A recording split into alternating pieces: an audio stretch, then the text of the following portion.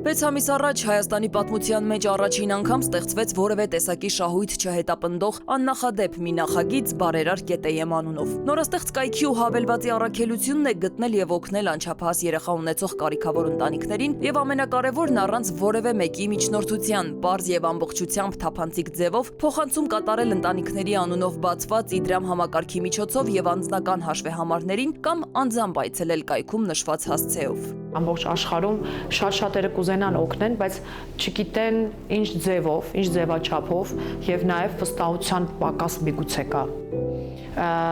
Բարերար ԿՏԵՄ-ը ուզում եմ շատ կուզեի, որ տարածվի ու բոլորը իմանան, որ ուղիղ կապով 1 րոպեում կարող եք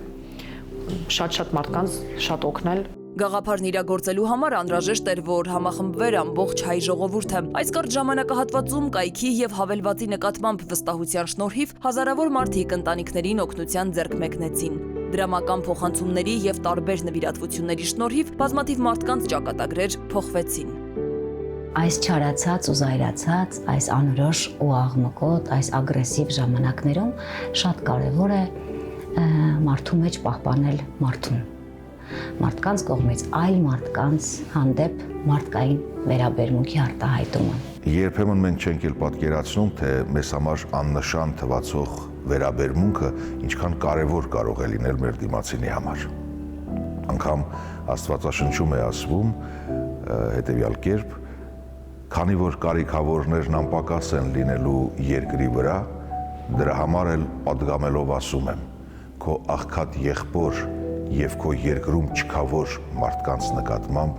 առատաձեռն եղիր։ Ընտանիքներին օգնելու ցանկություն հայտնեցին ինչպես շարքային քաղաքացիները, այնպես էլ հանրության կողմից սիրված եւ ճանաչված արտիստներ՝ Լուիզա Ղամբարյանը, Հարություն Մովսիսյանը, Միքայել Պողոսյանը, Էվելինա Շահիրյանը, Սոնա Ռուբենյանը, Իվետա Մուկուչյանը եւ մի քանի տասնյակ հայտնի այլ արտիստներ էլ իմանալով նորաստեղծ հարթակի բարերար ԿՏԵՄ-ի մասին, անմիջապես արձագանքեցին օգնելու սոցիալապես անապահով ընտանիքներին։ Ես վստահ եմ, որ ցանկացած աշխատող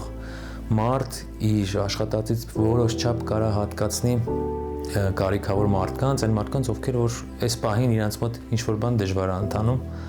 վստահ եմ, որ բոլորը կարող են անել ու անպայման արեք բարեգործություն, որովհետև դրանից մեծ հաճույք երևի թե չստանաք կյանքից։ Անում ես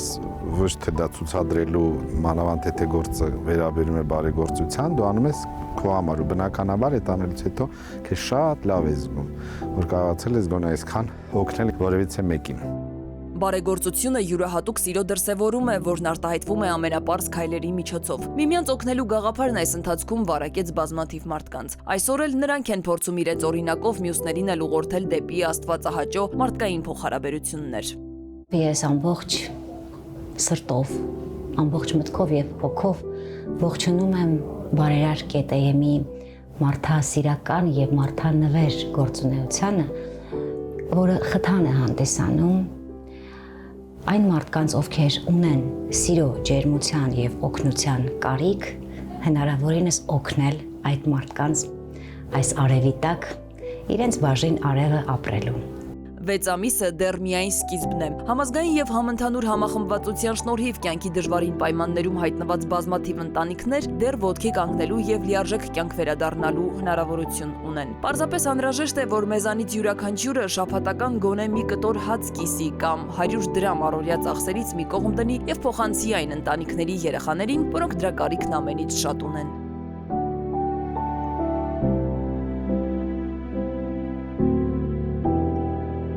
Սվետլանա Ավդիշյան, ժամը լրատվական։